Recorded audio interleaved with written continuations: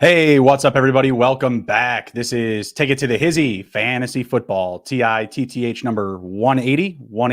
I am your host, Justin Bruni. I have a very special guest tonight in Shane Barrett of the Fantasy Football Collective. Happy Monday, Shane. How are we doing, sir? Happy Monday, man. It was a Monday for sure. Busy day? At my day job, the other guy that sells the software that I sell, his last day was Friday, and I'm already feeling it.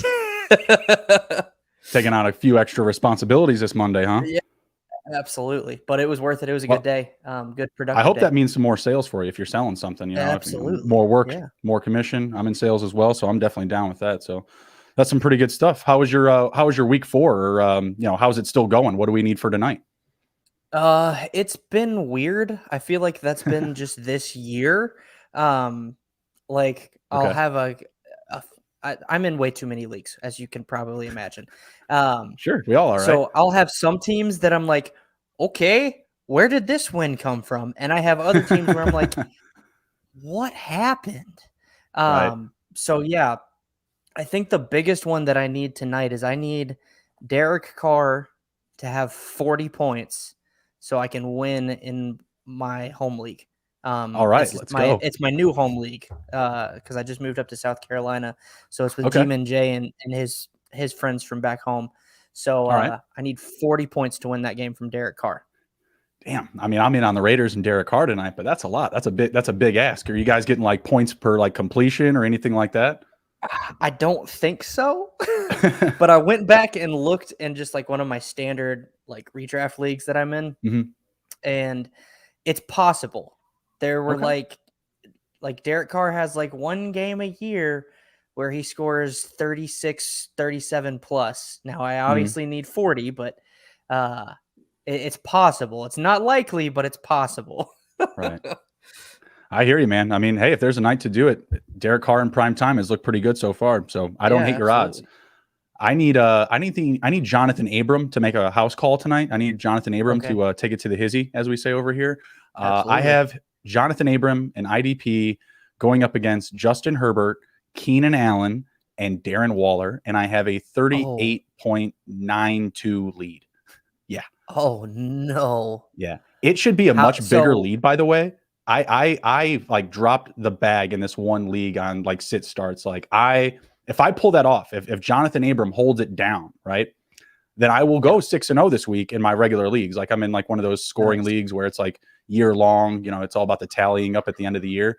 Yeah. So like no winner loss there, but everywhere else with the winner loss, if I get that one, I'll go 6-0 this week. But I was sitting there and man, Myles Gaskins, Devin Singletary, and Nyheim Hines, they tortured me this Sunday between the hours of 11:30 and 12:55 Eastern. I was literally sitting there and I asked my wife, who is completely delusional to football, God bless her.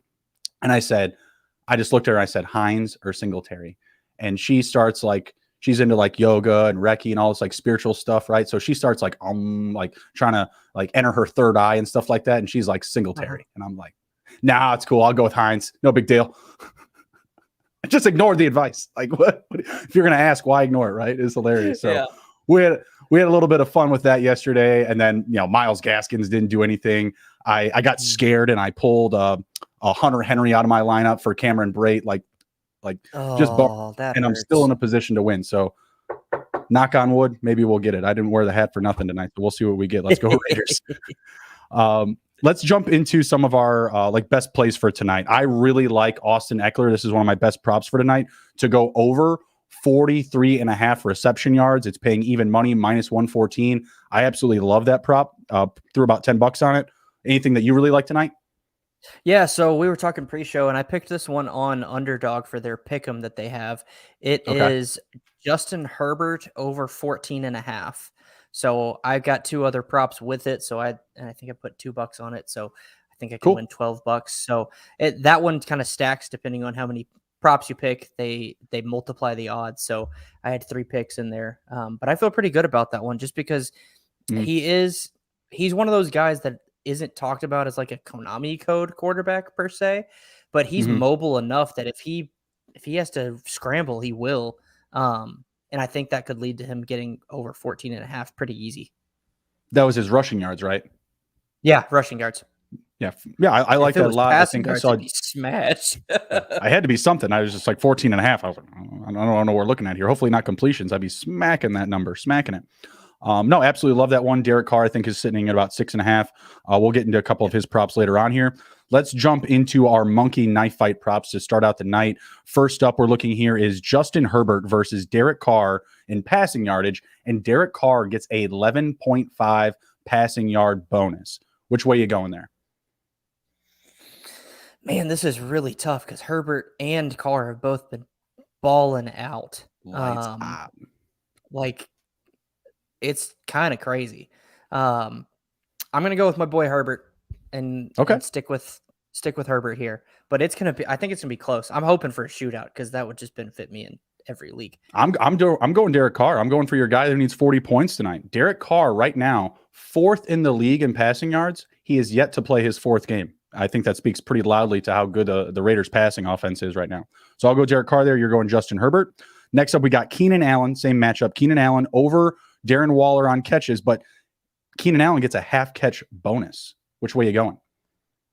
Oh, I'm going to go Waller on this one. I'm going Waller too. Just with the way that Mike Williams has played so far, and Darren Waller is and has and always will be Derek Carr's number 1 target in that offense. I think it's going to be Waller I think it could be pretty significant, honestly. Now, would I love a Keenan Allen breakout game, if you will, for this year? Yeah, but I still think Waller's going to end up with more catches. Yeah, Waller just has such a high concentration of the offense, right? Like Carr is always looking his way. He's more than a safety blanket. He's just really leaned on in that offense. And, it's really tough to double them up right now because they're actually getting a good amount of efficiency out of these other receivers, Ruggs, Edwards, Renfro. So, it's going to be a tough job for Derwin James and Nasir Adderley tonight, taking down Darren Waller. The last one of this same matchup, Hunter Renfro versus Jared Cook, but Jared Cook gets a 1.5 reception bonus. I'm going 3rd and Renfro here all day. Yeah. Dang, that 1.5 reception bonus is tempting though. No, I'm going to go Renfro here too. I just don't think Cook gets the same type of volume as Renfro. Yeah, I don't either. But man, that 1.5 bonus this one's close for me. Because even though Renfro is a volume hog or a target hog, if you will, even with Waller, like that 1.5 bonus makes it real close for me. But I'm going to stick with Renfro. Yeah, I'm going Renfro as well. I think you could see even Donald Parham, steal a couple of catches from Jared Cook tonight. Yeah, he's getting more and more snaps each week. All right, next up here, we've got Austin Eckler versus Darren Waller, over-under on their fantasy points. Austin Eckler is at 19.5 and Darren Waller is at 17.5. Very high numbers here. Which way are you leaning for these two? I'm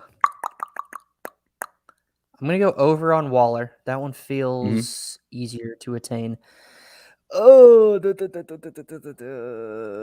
that's tough. These are high numbers.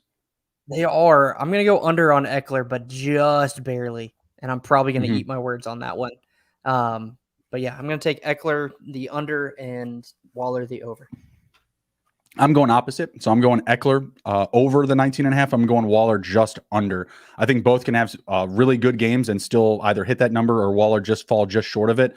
Because at the end of the day, he is that high concentration in their offense, like I mentioned. If the Chargers really want to put a stop to this high-octane Raiders passing offense, they got to slow down Waller. So I think they really 100%. Try to focus in on him and take him out of this one, at least early enough. I don't think that you can completely wash him out of this game. He's definitely going to have his production, but I think they really try to focus in on him to drive down his production and hopefully stop a few drives. And Eckler, I think he's going to be used a lot.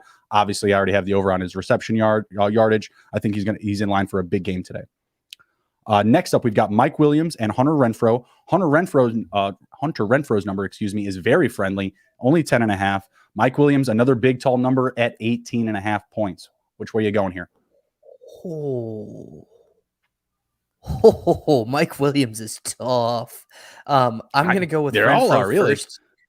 I'm going to go with Renfro first here. I'm smashing that over. Okay. Especially if it's PPR. Yeah. Point per reception. Yeah. I am 100% smashing the over on Renfro. That just feels way too easy because of how many catches he's going to get. Like you said, third and Renfro, right?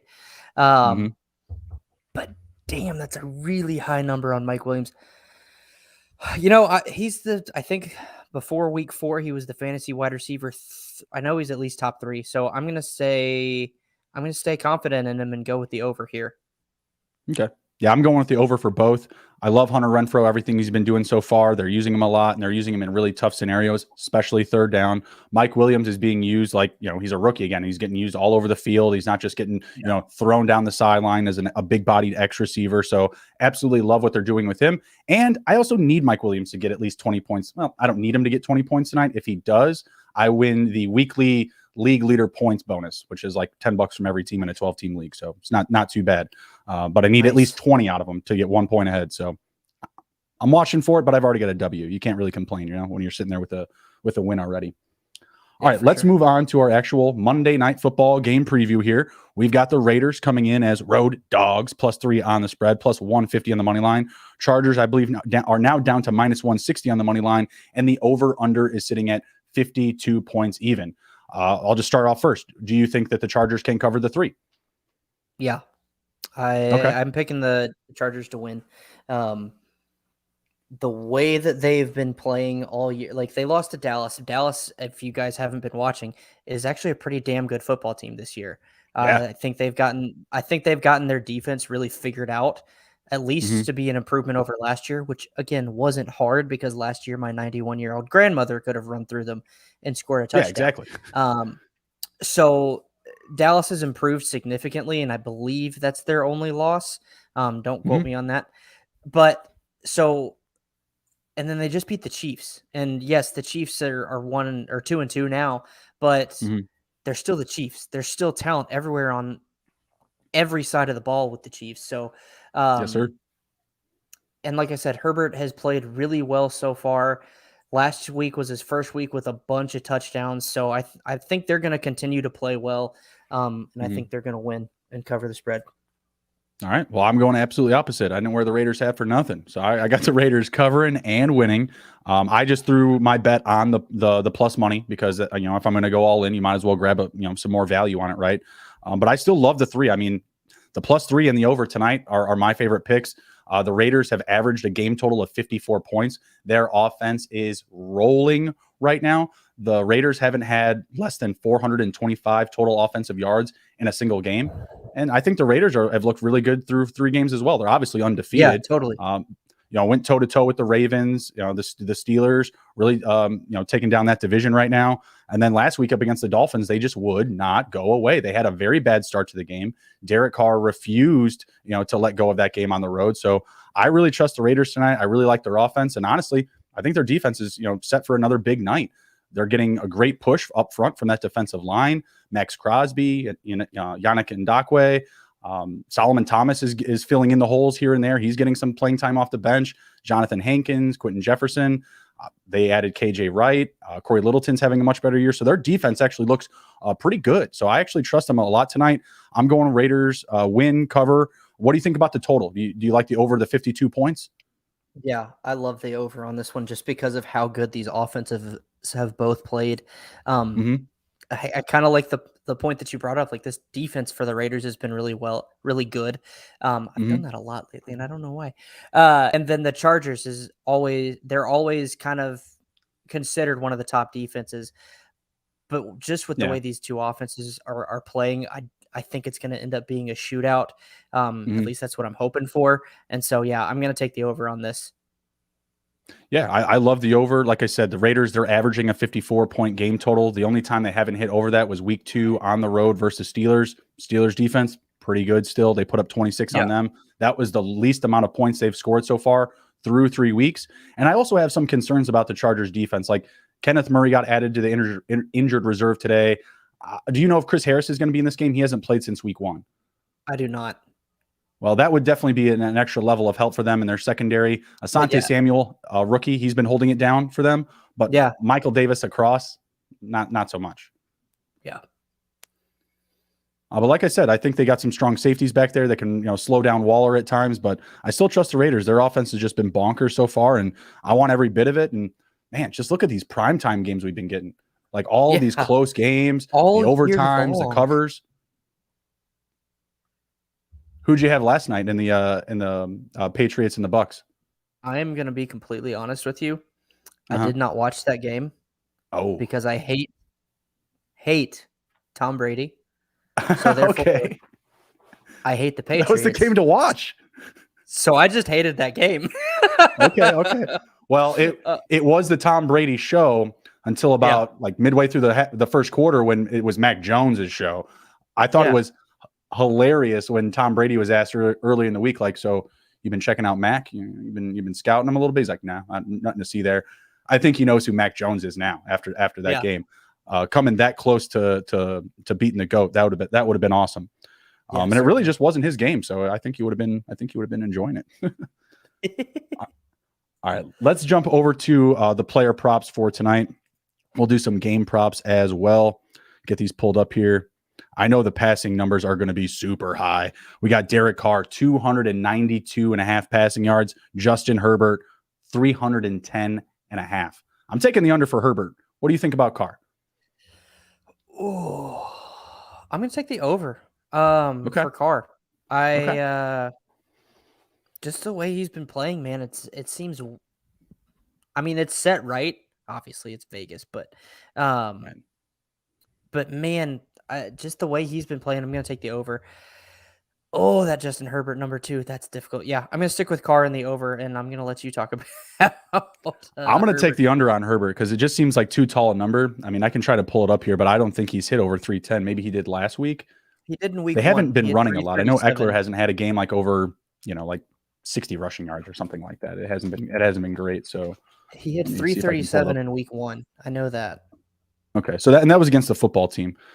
Yeah. If it's a shootout, like we're saying, I guess we should go to the over. But I'm taking the under. Like I said earlier, I still have Carr passing for more yards in this game, so I'm going to take Carr with the over and Herbert on the under.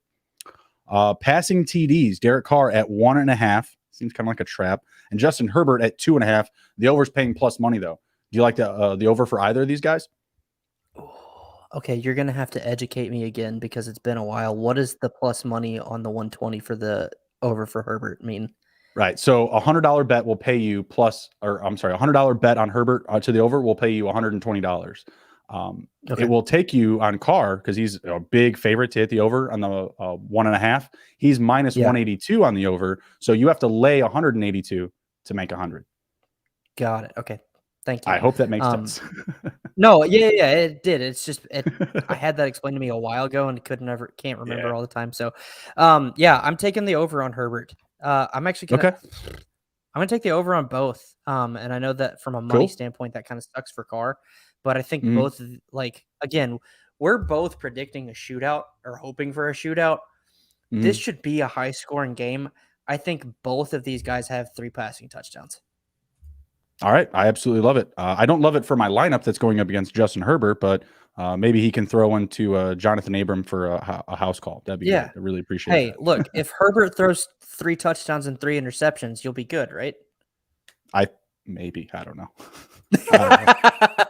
You never know, man. Like sometimes I see my quarterback played way better than that guy's quarterback, but he just threw for more touchdowns. You know what I mean? Like he threw for 3 and 3. My guy threw for 2-0, but he has more points. You never know how it's going to fall. Yeah. All right, let's take a look at rushing yards. We're looking at Austin Eckler, 56.5. I'm not sure if he's actually hit that number. What do you think about that one? You think he can hit the over tonight? Yeah, I'm going to be optimistic for Eckler. I'm hoping that he I'm going to take the over. Okay. I'm pulling it up now. Let's see. Yeah, 57, 54, and 55. So it's like right in the thick of it.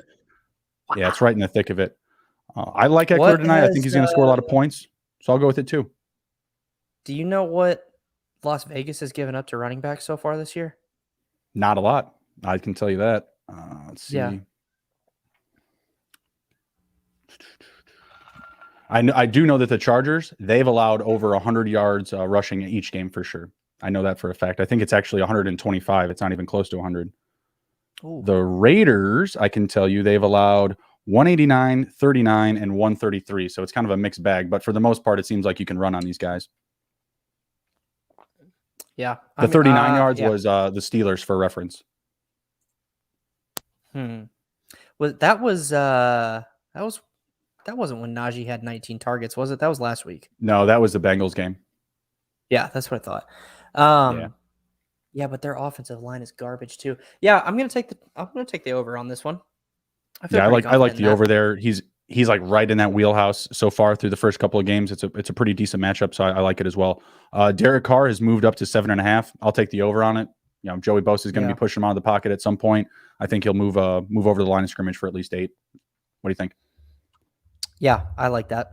All right, cool. That's such a low number. I mean, he could have 3 runs where he's running from Bosa for his life and get 3 yards and nail it. So yeah, I'm comfortable taking the over on that. Cool. Josh Jacobs back in this one, 45.5 yards. I'm going to take the under. I don't trust him. I am not too. Coming back from an injury. Yeah, I am too. Because there's still a slight possibility that he's out unless they've announced otherwise. Because I wouldn't have him in my lineups tonight. No props, no DFS. Not risking it. If he winds up having like some crazy random game, whatever. Tip of the cap. Yeah, same here.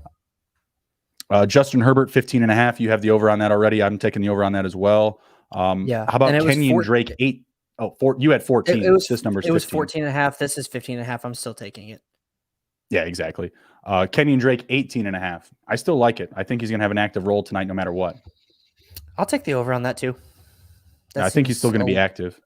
That seems a little too easy. Peyton Barber 20.5. Is it a gift or what? 20.5. He put up what? Over 100 last week? 120 or something like that? Yeah, 120. But the Dolphins' rush defense is straight garbage. And I know you just said the Chargers is too. Yep. Yeah, let's do it. Let's take the over. Yeah, I like that a lot. Larry Roundtree's at 12.5. Not saying he can't hit that, but I don't like taking props on a guy like Larry Roundtree, like that deep down the chart. Like, just try to keep it simple. I don't mind the over on that, honestly. Like I said, I bet he can hit it. I'm always scared of the betting on those guys. Yeah, that makes sense. Kind of like don't throw out a Willie Snead prop tonight. Like, no, he hasn't done anything. Sure, he could have 2 catches like that, like no problem, but don't do it. You know what I mean? I don't like it. Yeah, 100%. Austin Eckler and Josh Jacobs carry props. We got Eckler at 12.5, and we've got Jacobs at 10.5. Pretty low numbers. Eckler feels like a smash over. Shoot. I'm going to go under on Jacobs. I really don't know how healthy he's going to be, and that's really, really worrying me. Yep. Yeah, I agree with you. I absolutely taking the under there, but I'm going with the under with Eckler. We've been talking about a lot of fireworks in this game, a lot of scoring, a lot of passing. I'm hoping that's pushing Eckler to more receiving yards and more catches than rushing attempts, to be honest. Again, I got that prop over the 43.5. Think I should be able to hit it in a couple of catches, but that's where I'd like to see him go tonight. Next up, we've got receiving yards. Let's see. Bryan Edwards, over under 40.5. It's not too bad so far, Bryan Edwards. Ooh. I'll take the over on that. Yeah, I like the over as well. I took the under on him the last time they played on Monday night, and he threw one in my face. He did it all in the fourth quarter, but the numbers weren't big. And overtime. Neither is this one. And overtime. Absolutely. That was ridiculous.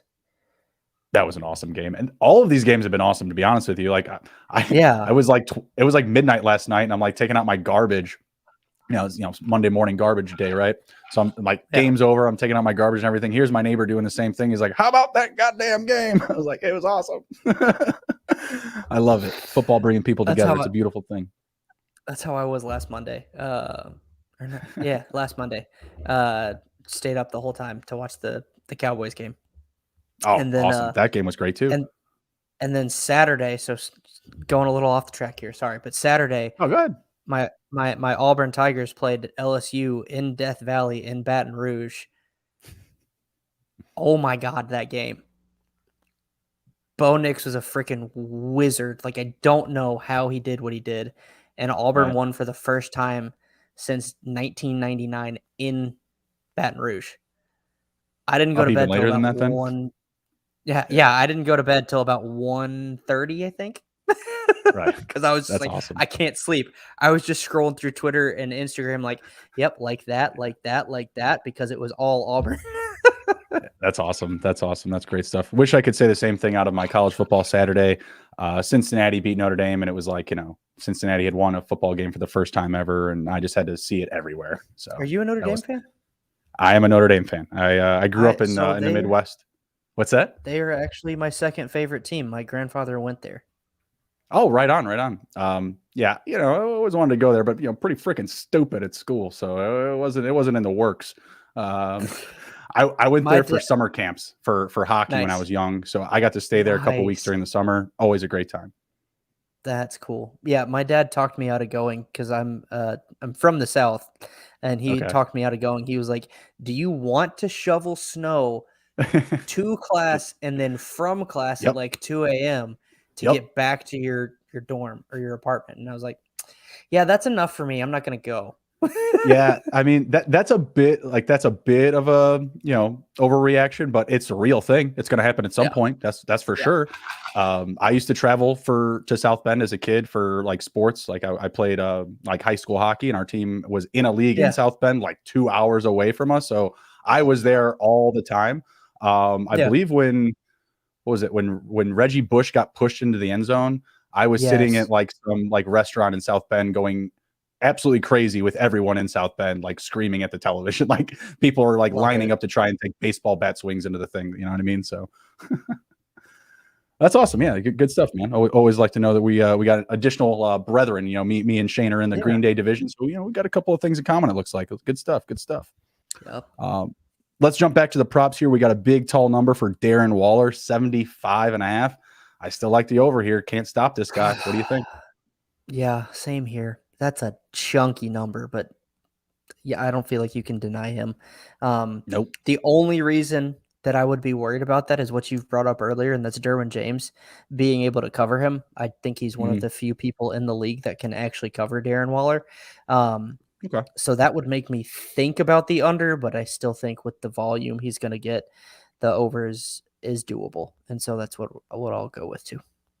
Yeah, I really like Derwin James, but I think it's going to take even more than him. I think they're going to need both of those safeties or throw on an extra DB on him or something. They're going to need to double him. If they don't, they're going to get burned. Like they're going to get something, whether it's 5 yards or 50, he's going to get you.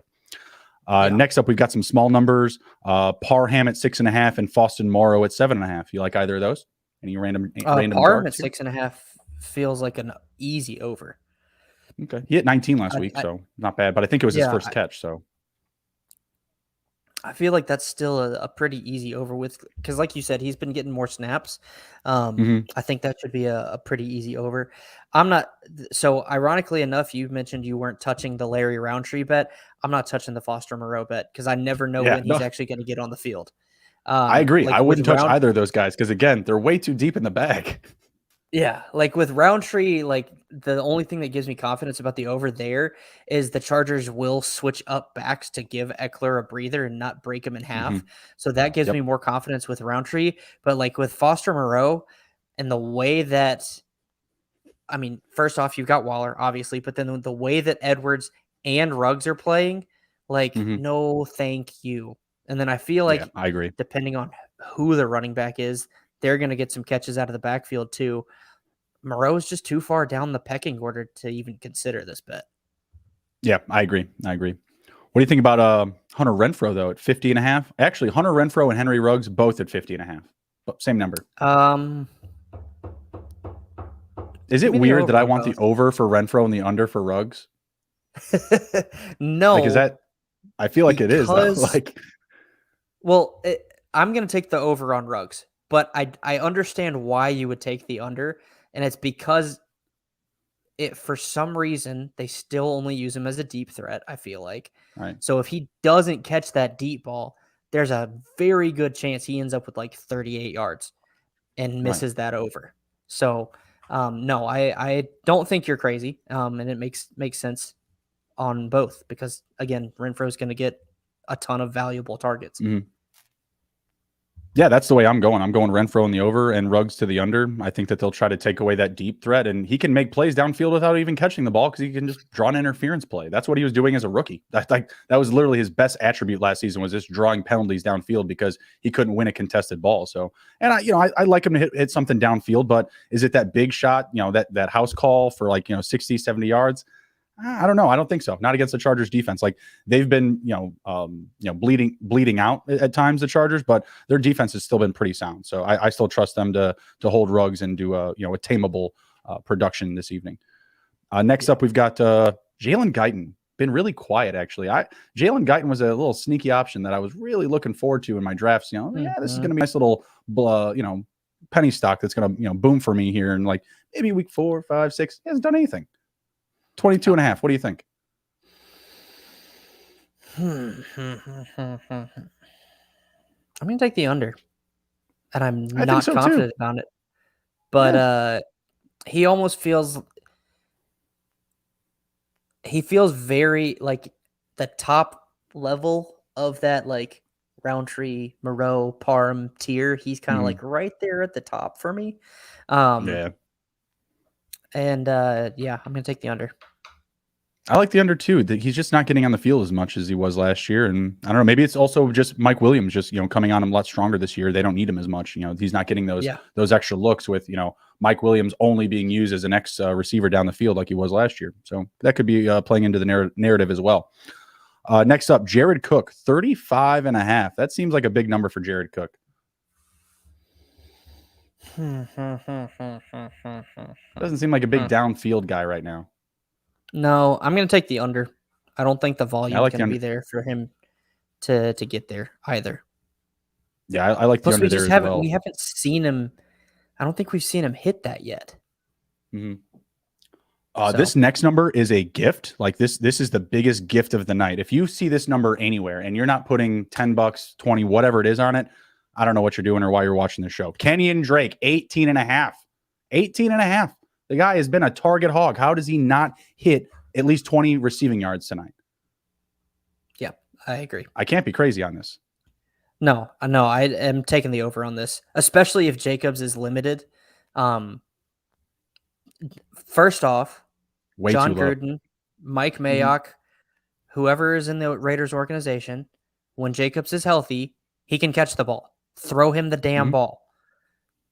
But with him being limited and the way that Drake plays, I'm. This is a smash over.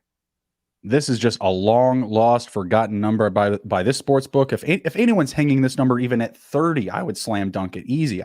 Way too low a number. Kenyan Drake, slam the over 18.5 receiving yards tonight. Keenan Allen and Mike Williams, big, tall numbers. 83.5 for Keenan, 80.5 for Mike Williams. I'm going over for Mike, under for Keenan. Same. Really, nothing more to add. I just what Williams has been, like I said earlier, balling out wide receiver 3, I think, at the minimum through 4 weeks, and he hadn't played yet. And then Allen just hasn't done it yet this year because of how well Williams is playing. He's still playing well, but I don't think he's had a significant receiving yard number so far. I mean, I got him in fantasy. He's been doing all right. I'm not losing games. Yeah, and that's what I mean is he's been doing all right, but I think the PPR nature of that might help. Oh, definitely. Oh, I stand corrected. He just hasn't been catching touchdowns, really. He's got 100 yards and 108 yards and then 50 yards last week. But that was when he also caught his only touchdown. What's his highest catch total? I should know this. I have him in a couple of spots. Highest actual catch total is 9.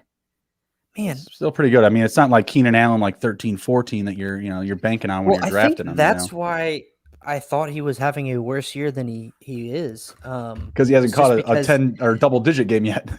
Yeah, exactly. He hadn't had a double-digit game. He's only got 1 touchdown. It's a quiet year for Keenan Allen, which is weird to say. Yeah. I think Anthony Lynn really like fed him a lot. I don't know if you remember this from their Hard Knock season, but they were showing tape of Keenan, and it was Keenan blocking, and Anthony Lynn sitting there is like, "That's why you feed Keenan. Keenan blocks. Feed Keenan. I bring in my coordinators and I tell them, you feed this dude. He is blocking like a bad dude." Keenan blocks. Feed Keenan. Not this year though. Not this year, because we're letting Mike Williams free. Mike Williams season. Let's go. All right, let's move over to some game props. First up, as it is every week, any team to score 40 points in this one. What do you think? Yeah. Yeah. I mean, take it. I hope so. I hope it's the Raiders. I'm really hoping for like a 42-50 game. That would be awesome. That would be great. That would be great. Awesome.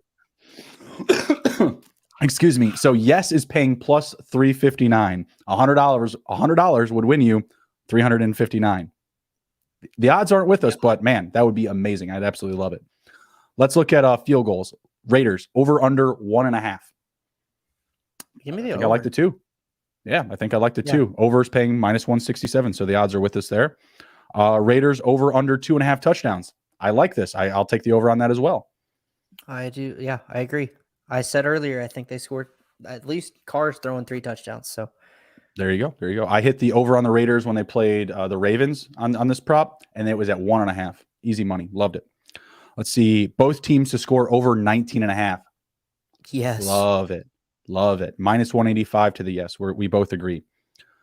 Let's see. First score of the game is a touchdown. Yeah. I think yes is paying minus 200. That one feels kind of like a trap. I feel like someone comes down and just gets a field goal on their first drive of the game. But you know what? Plus 139. You're gonna flip? I'm gonna flip. I'm gonna say no. Daniel Carlson goes down and kicks a field goal. I like it. Did you see Daniel Carlson beat himself in fantasy football a couple weeks ago? No. Yeah. He's like, crazy. Obviously it's not for money. I can't do that. But my opponent was starting me, and I just went out there and kicked aces through the uprights. Like, I was loving it. Can't beat that stuff. So, fun fact: Daniel Carlson and my stepbrother are actually friends. So I'll have to ask my stepbrother if that was in their league. That's awesome. That would be amazing. That'd be amazing. He went to Notre Dame, didn't he? He went to Auburn. Okay. Well, there you go. Right in your backyard. Yep. All right. Longest touchdown of the night. Over under 39.5 yards. Give me the yes. Give me the over. Yeah. Jesus, that's way too easy. Nothing but big play receivers in this one. Ruggs, Allen, Mike Williams. Tons of opportunities for this. Waller could hit that. I mean, there are just so many big receiver threats. Home run. Chargers field goals. Over under 1.5. Same thing. Same number. Oh, that's up higher. No, it's not. Where is it? They're expecting a lot of touchdowns in this game. If both teams are at 1.5 field goals for sure. 1.5 for field goal for the Chargers. I'm going to take the under. I say they kick one. All right, just one. Will there be a safety? No. No. Yeah. And I just saw those odds at minus 1,400 and 29, I think, which is such a random number. But yeah, no, I don't think so. Will there be a scoreless quarter? Where will there be? I think it might be the second quarter. Maybe the second quarter. I'm going to say no. Yeah, I'll probably say no too. We're really on the over in this one. So we got Louis Riddick, Brian Greasy, and Steve Levy for Monday Night Football. I haven't watched Monday Night Football other than the Manning cast, so I actually have no idea what I'm getting myself into tonight. Are these guys hosting it every week? I think so. Okay, yeah. I've been watching the Manning cast, been enjoying the shit out of that, so I don't know. We'll see how it goes. Louis Riddick should be a GM somewhere, not commentating. I've been going old school and watching just Monday Night Football. I hear you. The guests you can't deny. Eli throwing up double birds on live television. If that's not good TV, I don't know what is. Yeah. All right. Let's jump over to our waiver wire. The game's going to be starting here in about 5 minutes or so. I don't know why I don't have a tab on the bottom line for the waiver wire, but we're just diving right in. So first up on the list here, Damian Williams for the Chicago Bears. Looks like David Montgomery avoided an ACL tear, which is great, speaking as a Bears fan. but it looks like he hyperextended his knee potentially. I'm not sure yet. We're going to know a lot more tomorrow. But Dame Williams did score a touchdown before Montgomery was hurt. He had 8 carries for 55 rushing yards, his best week so far. Did find pay dirt. Is he someone that you're willing to invest some FOB in right now, with the uncertainty of Montgomery going forward? Yeah, and I'll actually, shameless plug here, talk about this more on my show, Fantasy Nightcap. Please. I definitely am willing to spend some FOB on him, however the hell you want to say it, because of the Montgomery injury. Now it popped up on either Sleeper or ESPN that he also got a little bit of a bone bruise. On his Williams thigh, right? did, but it was a thigh bruise. Yeah.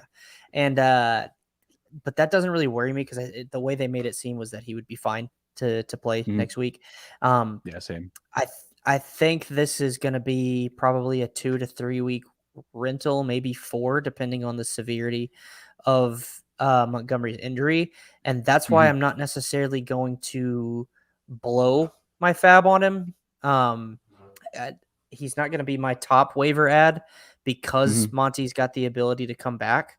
But he is someone that I'd still spend make a good bid on, a good solid bid. So if you're, let's say you're working on $100 budget, over under $10. Over. Okay, maybe like 10 to 14, no more. Or yeah. Okay, maybe a little bit higher. I think I'm going in the 15 to 20 range. Okay, all right, fair enough. I mean, any more than 20%, I would definitely say is a reach for sure. But yeah, I like Damian Williams going forward at least for the next couple of weeks. Montgomery has been a huge focal point of that offense, so I think that they still are going to try to get things rolling with the run game. I don't trust Khalil Herbert there. Had a decent preseason, but I don't think he's done enough to trust him in game action. So going to stay away from Herbert. Give me Dame. I don't want to spend that much on him. Honestly, I probably wouldn't spend over the 14. I think there are still many other owners that are going to be feeling the same things. Like this guy doesn't have, a ton of season long value. It's going to be, like a handful of weeks probably at most, like you said. Only 8% rostered on Yahoo. So definitely available in your leagues for sure over there. Next up, we got a couple of tight ends.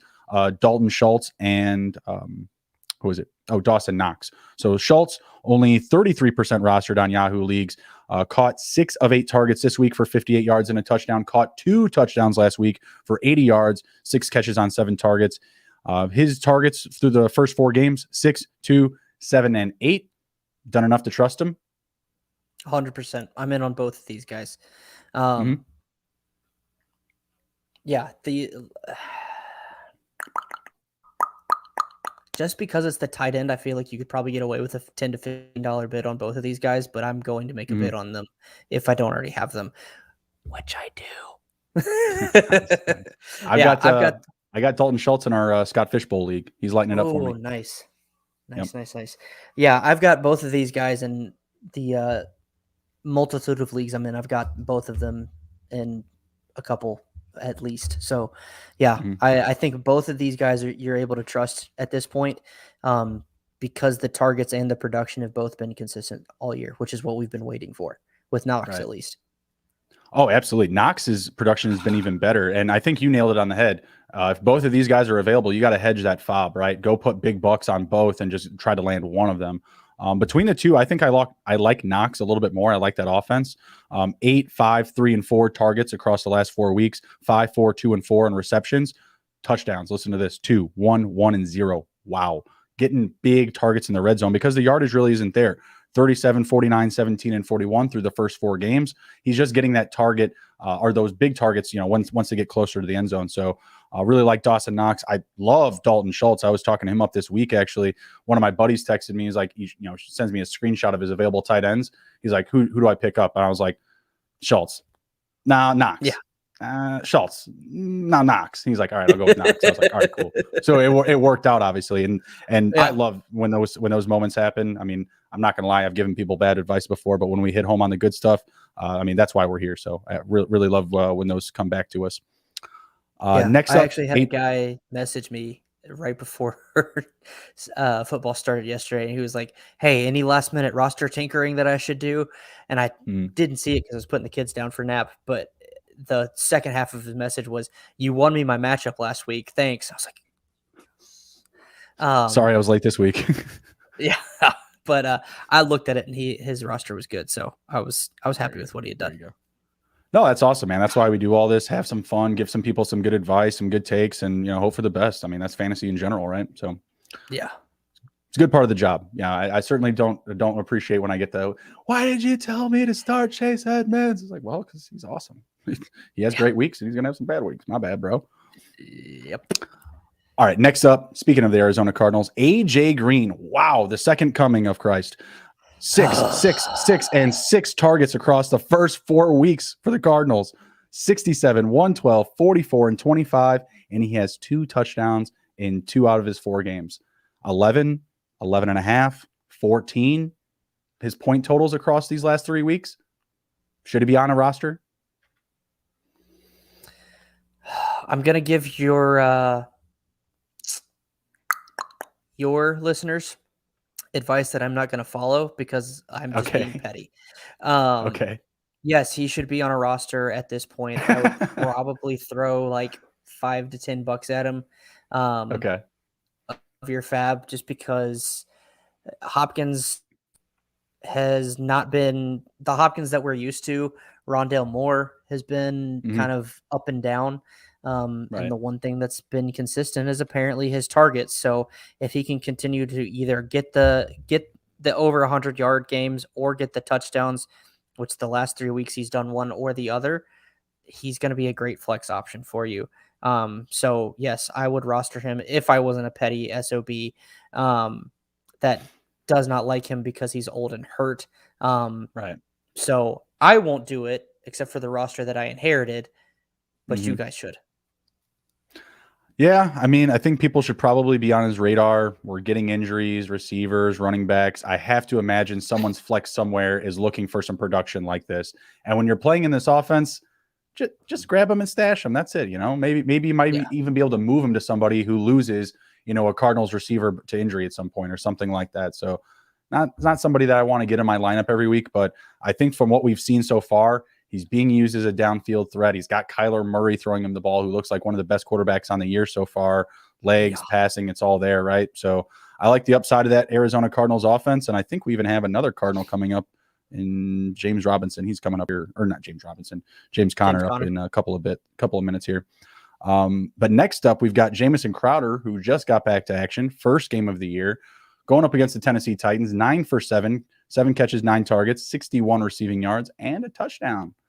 I lucked into him getting that touchdown. I had Kenny Gainwell on my bench, and I was going back and forth between Gainwell and Crowder. I think you would have been luckily enough, Gainwell only scored 1 more point, but man, that was driving me nuts all game long. Yeah, I like Crowder. The fact that he was able to come back from injury, I think it was injury, and do this in his first week. Yeah. I mean, he gives Wilson something that I think we were probably honestly hoping for with Elijah Moore. But maybe this opens the field up more for Elijah Moore and Corey Davis. All 4 quarterbacks having more weapons, and that's exactly what Crowder is. So yeah, I'm all over going to get Jameson Crowder if he's out there.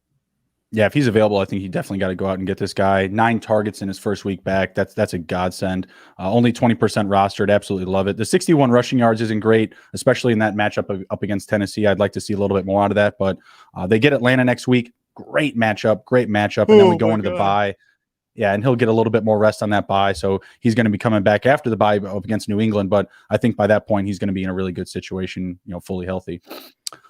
This one's a weird one because it sounds like the starting quarterback is going to be healthy, but Trey Lance, if he's available, I think you got to own him. He's only 31% rostered. He had 3 touchdowns yesterday.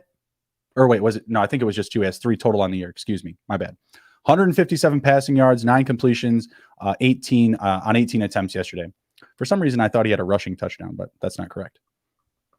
What do you think? Yeah, you got to roster him at this point. I think the takeover might be coming.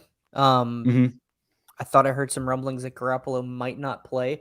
So yeah, I am definitely trying to roster Trey Lance if I can, because he does give you that rushing upside, especially in that offense that loves to run the ball.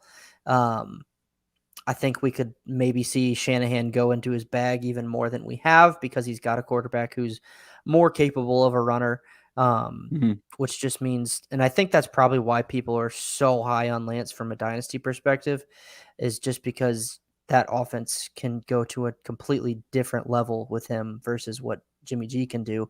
But yeah, I'm throwing. God, I don't even know if that would do it, especially if he's available in a super flex league, then someone's just not paying attention. But in one absolutely. Yeah. This is definitely single quarterback type of format here. If you're looking for a backup, maybe somebody got hurt, maybe you had Garoppolo. Yeah. I'd probably throw $10 at him in one QB. So yeah, I would be all over him, especially if you have somebody hurt, especially in single quarterback in like a deeper league, maybe 14 or plus or something like that. Garoppolo, see, I'm hearing the rumblings that he's going to start this week. That he's going to be fine. Okay. That it's not as bad as they think, but I don't know. I was higher on Jimmy coming into the year. I was trying to kind of silence all of the Lance season folks, because he just doesn't look ready. He missed a lot of wide open looks even in this last game. I know he's coming off the bench. The game plan wasn't really built for him in this one. If he does start this week, it's going to be more focused around him, which I can appreciate. I mean, heck, I'm a Bears fan. I root for Justin Fields. So if anyone loves a little 1 week to next week redemption, it's me, right? So I think he could have a good game in Arizona if he plays, but I really believe that if he does, it's going to be a lot of ground and pound. It's going to be a lot of, end around reverses, a lot of misdirection, using Debo maybe even more in the rushing game. It's one of the best receivers on the year so far. It was hilarious. He had Debo for that 76er down the sideline. That was nuts. Did not see that coming. And then I think that was like his only completion for like eight pass attempts or something like that. It was a rough start, but not a bad start still. He was able to get it done. Kept him in contention. And they were close on that one. So we'll see what we get. We need a little bit more information, obviously, going forward on Garoppolo. I had just heard about that like literally before we had got on the air. If I had known that, I probably would have kept Lance off the list. Yeah, I think my information was earlier in the day then, so that makes more sense. Yeah. Next up, second time this guy has been on this list in 4 weeks, Kenny Gainwell. And it's because I've been banging his drum all season long. Nick Sirianni loves this guy, and he hates Miles Sanders. Yeah, this guy's a must-own. I don't understand it. I don't either. I really don't. But I love it. Sanders has almost become a guy that you cannot, you have to consider whether or not you're going to start him. And right now, I would not even consider that. And I do have Sanders in a couple leagues. So, I'm trying to scramble and figure out who can I go at. I don't think Gainwell is going to be available in those either. So, yeah, Gainwell, he just looks good. And I mean, I loved him pre-draft. So, I'm not really shocked. I guess I'm more shocked about the actual usage. But, yeah, if Kenny Gainwell's available, I would definitely go get him. Oh, absolutely. 1,000%. He's someone that I rostered early, drafted early. Go ahead. What were you saying? I was just going to say he's shifty.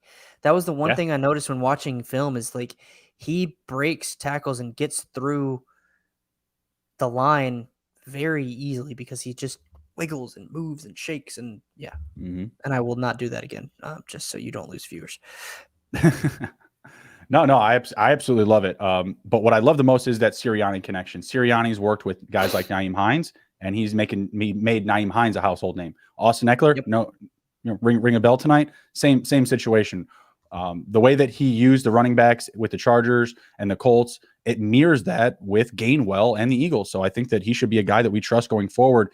If he's not available, buy Kenny Gainwell. Go out and get him, especially if it's dynasty. Spend up the extra money before this production gets too out of control and you can't afford it, or you're not willing to give up anything for it. Because you could sing a song for a draft pick for Kenny Gainwell right now, in my opinion, in dynasty.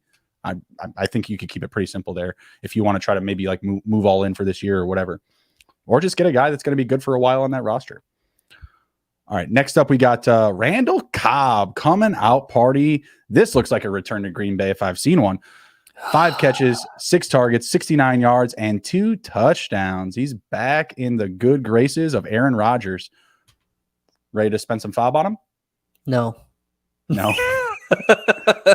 Freak occurrence for you?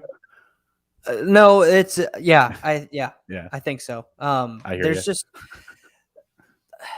I can't believe I'm saying this because they haven't spent draft capital on him, but there's too many weapons in Green Bay, and I don't even we'll use the term weapons very loosely here. Personnel. Yeah, there's too many personnel. Like, Uh, we haven't seen Bob Tonyan go off. Yep. Devontae Adams is pretty much, and Jones are pretty much the only consistent things we've seen from Yep. a. And in this last game, Jones had a pretty down game, I would say, in comparison to his first couple, right? Yeah, absolutely. And he still had an okay game, but Yeah, it the wasn't. fumble kind of ruined it though. Yeah, and so, I'm not. It's not worth it to me to go spend on Cobb.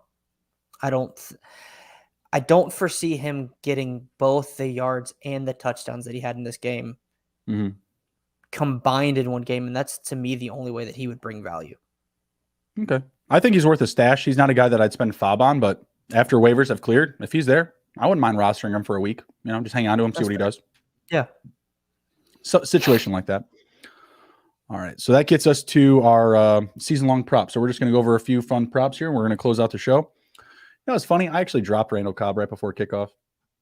I had to take Curtis Samuel off of IR, and he was the guy that I just had picked up exactly like that. It's like, oh, he went back to Green Bay. Sure, throw him on there. Dynasty, deep roster, stuff like that. Yeah, totally. All right, let's get over to the season-long touchdown prop. So season-long touchdown leader. Right now, we're looking at Patrick Mahomes, 14, Matt Stafford, 11. I love to see it. Tom Brady's at 10, Dak Prescott's at 10. Those are the top 4 options. Then you have a bunch of quarterbacks tied at 9. So odds favorite right now is Patrick Mahomes at plus 250. You got Tom Brady at plus 700, Matthew Stafford at plus 700, Dak at plus 8, Josh Allen plus 12, Aaron Rodgers at plus 1200, and I'm going to stop at Russell Wilson at plus 1200. Either of those names, any other names that you see on this list, who is going to have the most passing touchdowns come the end of the season? Okay, so I'm going to pick one, ironically, that plays tonight because he's got great odds. Like, if you win this, you get a hell of a return. But I also think he's got the talent and the offense to do it. And it's Justin Herbert at plus 2,500. Yep. I love it. Like I said, last week was the first week that I think he's had multiple touchdowns in a game, or had. Let me check that real quick. He has less than 7 right now for sure, because he's not on my leaderboard. But again, he hasn't played his 4th game. So exactly, that's what I was about to say. So yeah, last week he's got 6. So last week was his first multi-touchdown game. I don't think he's going to throw 1 touchdown per game for the rest of the year. I think we could see a roaring comeback from Herbert for this touchdown lead. And with those odds, give it to me. All right. I like it. I'm going to throw out another name out there in the West, and Kyler Murray at plus 1,600. Talking about that personnel. This dude is extending drives like that's his only job. He's like 3rd and 12, no big deal. 3rd and 14, I got it. 3rd and 18, easy money. Like, I don't understand this offense. It's all vertical. And when they don't need to be, they can ground and pound like James Conner and Chase Edmonds. They're a good combination. Kyler Murray can still add value with his legs too. So I like him a lot. He's throwing the ball around everywhere. Going to throw plenty of touchdowns to Chase Edmonds. Those receivers, AJ Green, we've even talked about grabbing a few. I'm really high on Rondell Moore. He was the Moore that I wanted more than Moore and Elijah. Does that make sense? How many times can you say more in a 5-second period? I could try. Let's not test that. Yeah, let's not test it. But yeah, I really love what they got cooking over there in Arizona. So I'm going to go with Kyler Murray plus 1,600. Not the greatest value as to Justin Herbert, but I like it a lot. The offense is humming over there. Most receptions. We've got, let's see, the leaders. Davante Adams, 31. DJ Moore, 30. Love it. Tyreek Hill, 30. Cooper Kupp, 30. Brandon Cooks, 28. Debo Samuel, 28. Jacoby Myers coming on strong, 27. That Mac Jones connection is real. Calvin Ridley at 7. Najee Harris at 26. Wow. And I'll stop at Stephon Diggs at 26. Now we revert to the odds. The odd favorite is Davante Adams at plus 700. Cooper Kupp at plus 1,000. DJ Moore at plus 1,000. Tyreek Hill at plus 1,200. Hopkins at plus 1,400. Stephon Diggs at plus 1,400. And I'll pause there and I'll let you take it. Who do you think's coming down with the most catches, whether it's based on odds or just the straight up numbers, the way you see them? All right, I'm gonna pick. I'm gonna give 3 options, and I know that's cheating. No, I like it. but I'm going to go with the odds-on favorite. That's Devontae. Again, currently leading with 31. Odds-on favorite at plus 700. We'll take Devontae Adams. And then DJ Moore at 1,000 plus 1,000. I like those odds a lot, and the way that he has been playing and the connection he's got with Darnold, like I'm feeling pretty good about DJ Moore. The one that you didn't mention because he's not on the leaderboard, I don't think, is Deontay Johnson. And again, he's at plus 2,500. I feel really good about those odds simply because he's going to be – he's just got to stay healthy. I think that's the biggest concern with that one, but the odds are too good for me to pass up on those.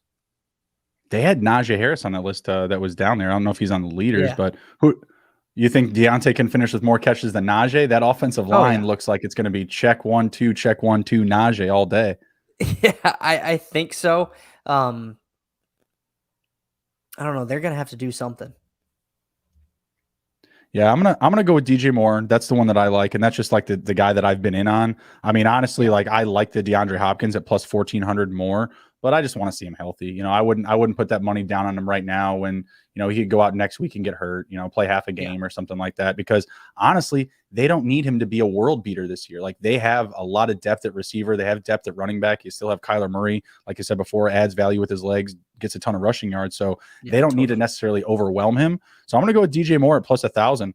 Him and Sam Darnold look like they got something real there. You have CMC hurt for at least a good while. So that's going to prop up some more upside for DJ Moore, who, you know, isn't being kind of similar to Mike Williams. Like he's being used in a lot more creative ways this year, closer to the line of scrimmage. And he's just getting those, like, you know, easy hitting Joe Brady routes. I absolutely love it. So give me DJ Moore at plus 1,000.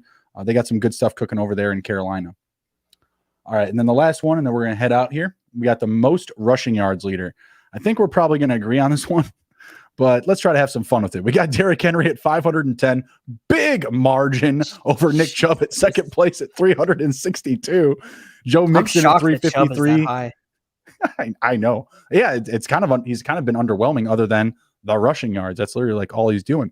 But look at the attempts. 69 attempts for Chubb at 362. Henry 113. They played the same amount of football. Like it's like Chubb had a week off. It's like, that's cheating. Come on now. We got Joe Mixon at 353. Zeke Elliott, the comeback, 342 rushing yards, fourth in the league right now.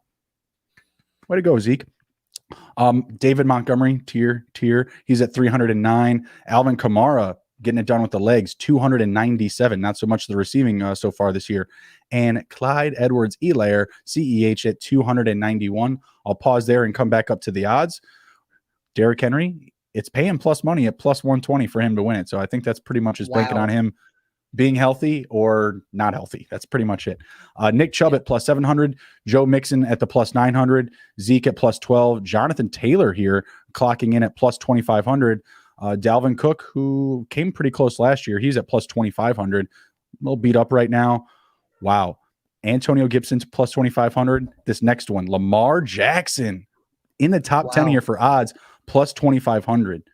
Any love for Lamar? No, not for me. I'm gonna go. I'm gonna play this one with. I'm gonna play this one with my heart, and I'm gonna go with the comeback king, Zeke Elliott. All right, I wouldn't hate it. He's looking good so far. I mean, if we're essentially just not allowed to pick Derrick Henry here, because I think we both agree it's probably going to be Derrick Henry, just based off of their scheme, injury so far, the way it's playing out right now. Like he may have another 30 plus carries next week. If we're not picking him, I'm going to go Nick Chubb. Like I just said, the attempts are way low, the yards are way high. He's getting a high yardage return per rush, so I'll go Nick Chubb there plus 700. Decent option in the top three. Still like what they're pushing around over there. Really heavy rushing attack in Cleveland. Baker stinks. I say it like all the time. Hey, you can't trust Baker. You saw it this week. Why you can't trust Baker? Had the game on. Oh, come on. You want that extension? I want that extension. Dang. So let me ask you. Who would you rather have next year? If is it important to have a long-term quarterback, or is it important to pursue the Super Bowl? Super Bowl. Right. So who would you rather have next season? It's one season alone. You have the same personnel, same staff. Would you rather have Aaron Rodgers or Baker Mayfield? Well, that one I would rather have Rodgers. Right. Well, Aaron But Rodgers, I don't think he's on the table for next year. I would be shocked. I mean, Aaron Rodgers has got to be Cleveland? looking for a new home. And honestly, that division, the AFC North, that looks pretty cozy. The Steelers, they're looking like they need a replacement at quarterback. Personally, my personal feelings, I believe the Browns need a replacement at quarterback. I think Baker should have won that AFC Championship game last year. I think he should have won in week 1. I think he should have won last week. I'm still left wanting. He did win last week. I thought they lost. No, they won 14-7. It was ugly, but they won. Oh yeah. You're right. I'm guess I'm just thinking of the stretch play down the field to Odell. Yeah. Well, and so I think I know exactly which play you're talking about. The one where he hit the defender in the back of the head. Yeah. So I got into it a little bit with someone on Twitter. He did a lot right on that play. If you watch it, he stepped up into the pocket, avoided the sack, and he didn't have like he threw it obviously, but he didn't have his full arm strength behind him to make that throw. To me, it didn't. It looked like he was just barely getting it off, and like I thought he did a lot right on the play. Obviously, it looked bad because he hit the defender in the back of the head, but it wasn't an interception. It wasn't a sack. I'll take that. Hey, because it I got those problems as a Bears fan. So my quarterback, he can't handle that. He's going to throw picks. He's going to take sacks. So I absolutely understand that. But just what I've seen over the course of his career, like other than his rookie season, he hasn't really blown me away. Like when he came in and replaced Tyrod, I said, yeah, that's the guy that needs to be in the lineup, hands down. Like, what about the stretch last year? The stretch last year was fine. It left a very, very bad taste in my mouth when they couldn't beat the Chiefs in that game. You had Patrick Mahomes out like that entire fourth quarter. It was very disappointing. I was rooting for him. I was pulling for him. I no problems with the Browns. There was a very distinct penalty missed in that game. They should have won that game. They should have. Very distinct penalty that I hate blaming it on the refs, but very distinct penalty that lost them that game. Mm-hmm. They should have won week 1 as well. I mean, like I said, I'm not a big like Baker hater. It's just when people come to me and they say, "Hey, like, should I start Baker this week?" I say, "Hey, I think there's somebody else out there. I think there's somebody else." And as an organization, I think that they can probably do better, at least with the crew that could be available next year. Like if everything is all clear, I don't believe it will be. But let's say hypothetically everything was all clear for Deshaun Watson. You don't think the Browns would get into a bidding war for Watson or Rodgers if they're both available and everything's green light go? I don't know. I mean, they'd be stupid not to. I think they'd be stupid not to, just because of the talent level of those guys. But I think this organization believes in Baker. I don't know. That's tough for me because I am a huge Baker fan. So there's a lot of my Bears brethren. They were big Mitch guys, big Mitch fans. Like it gets emotional sometimes. Sometimes we got to cut the cord and run. Mitch was used incorrectly. Yeah, I hear you.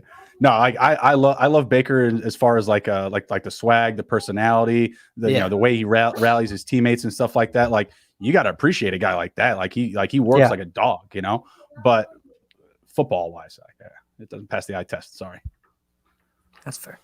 We'll agree to disagree. But I watch a lot of bad football, so it's all right. I watch a lot of Bears. I have a rough life too. Like when you mentioned earlier, like, I root for the NFL. Like, yeah, that's why I'm in fantasy. It's because my team's been so dang bad for so long. It is what it is. All right. Well, this is a very good show. I appreciate you coming on, sir. We are going to head out. I love the Baker talk to close it down here. Do you have anything to plug before we head out? Anything that you're working on? Let everybody know where they can find you, where your streams are, where they can find anything written. Yeah, certainly. You can find any of my written work on either Going for Two as a Dynasty writer or my website, the Fantasy Football Collective, which is www.ffcollective.com. You can catch my live streams on our YouTube page. That's also the Fantasy Football Collective. Follow us on Twitter at @FF_collective. And then my podcast that we are changing up the format a little bit is the Fantasy Nightcap. That is at Fantasy Nightcap on Twitter, and it's audio only. It will be coming out actually Tuesday, Wednesday, and Thursday. So we're breaking it up into smaller shows starting this week. So catch that and subscribe on your preferred podcasting platform. And thanks for having me. Yep. Go check out all Shane's stuff, guys, at FF Shane B and at FF Collective, right? Yeah. _collective. _collective. Very good. All right. Take care. Be well, everybody. Have a good Monday night. Cheers.